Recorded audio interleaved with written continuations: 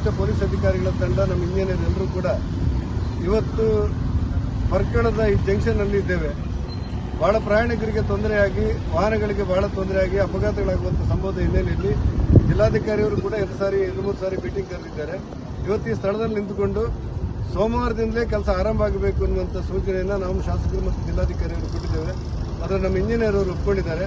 ಈ ಸ್ಲೋಪ್ ಅನ್ನು ಸ್ವಲ್ಪ ವಿಸ್ತಾರ ಮಾಡಿ ಇಳಿಜಾರನ್ನು ನಿಯಂತ್ರಣ ಮಾಡಿಕೊಂಡು ಒಂದು ಕಡೆಯಿಂದ ಮಾತ್ರ ಹೋಗಲಿಕ್ಕೆ ವಾಹನಗಳಿಗೆ ಅವಕಾಶ ಕೊಟ್ಟು ಮತ್ತೊಂದು ಕಡೆಯಿಂದ ಬದಲಿ ರಸ್ತೆಗಳನ್ನು ಮಾಡಿ ನಾಡಿದ್ದು ಸೋಮವಾರದಿಂದ ಕೆಲಸಗಳನ್ನು ಪ್ರಾರಂಭ ಮಾಡ್ತೇವೆ. ರಾಷ್ಟ್ರೀಯ ಹೆದ್ದಾರಿಗೆ ಸಂಬಂಧಪಟ್ಟಂತೆ ಸಾರ್ವಜನಿಕರು ಕೂಡ ಸಹಕಾರ ಕೊಡಬೇಕು ಅಂತ ವಿನಂತಿ ಮಾಡ್ತೇವೆ. ಈ ಅಪಘಾತ ವಲಯವನ್ನು ತಡೆಯುವುದಕ್ಕೋಸ್ಕರ ಒಂದಷ್ಟು ವಾಹನಗಳ ನಿರ್ಬಂಧಗಳನ್ನು ಮಾಡಲೇಬೇಕಾದಂತ ಅನಿವಾರ್ಯತೆ ಇದೆ. ಆ ಹಿನ್ನೆಲೆಯಲ್ಲಿ ತಕ್ಷಣ ಇದನ್ನು ಆದಷ್ಟು ಒಂದು ವಾರದೊಳಗೆ ಈ ಕೆಲಸವನ್ನು ಮುಗಿಸಬೇಕು ಅಂತೇಳಿ ಇಂಜಿನಿಯರ್ ಅವರಿಗೆ ಸೂಚನೆ ಕೊಡಲಾಗಿದೆ. ನಮ್ಮ ಪೊಲೀಸ್ ಅಧಿಕಾರಿಗಳು ಇದಕ್ಕೆ ಬೇಕಾದಂಥ ಬಂದೋಬಸ್ತುಗಳನ್ನು ಮತ್ತು ಬದಲಿ ಮಾರ್ಗದ ಸೂಚಿಗಳನ್ನು ಪ್ರಕಟಣೆ ಮಾಡಲಿಕ್ಕಿದ್ದಾರೆ. ಜಿಲ್ಲಾಧಿಕಾರಿಯವರು ಈಗಾಗಲೇ ಆದೇಶ ಕೊಟ್ಟಿದ್ದಾರೆ. ನಾನು ಸಾರ್ವಜನಿಕರಲ್ಲಿ, ಪ್ರಯಾಣಿಕರಲ್ಲಿ ವಿನಂತಿ ಮಾಡ್ತೇನೆ, ನಮ್ಮ ಶಾಸಕರ ಸಮಕ್ಷಮದಲ್ಲಿ ಈ ನಿರ್ಧಾರ ತಗೊಂಡ ಹಿನ್ನೆಲೆಯಲ್ಲಿ ಇನ್ನೊಂದು ವಾರದಲ್ಲಿ ಈ ರಸ್ತೆಯನ್ನು ಸಮರ್ಪಕ ಮಾಡುವಂಥ ಕೆಲಸಗಳನ್ನು ನಮ್ಮ ಇಂಜಿನಿಯರ್ ವಿಭಾಗ ಮಾಡುತ್ತೆ. ಅಲ್ಲಿವರೆಗೆ ಎಲ್ಲರೂ ಕೂಡ ಸಹಕಾರ ಕೊಡಬೇಕು ಅಂತ ವಿನಂತಿ ಮಾಡ್ತೇನೆ. ನಾವಿವತ್ತು ಪರ್ಕಳದ ಈ ಜಂಕ್ಷನ್ನಲ್ಲಿ ನಾವೆಲ್ಲರೂ ಒಟ್ಟಾಗಿ ನಿಂತುಕೊಂಡು ಈ ನಿರ್ದೇಶನವನ್ನು ನೀಡಲಾಗಿದೆ.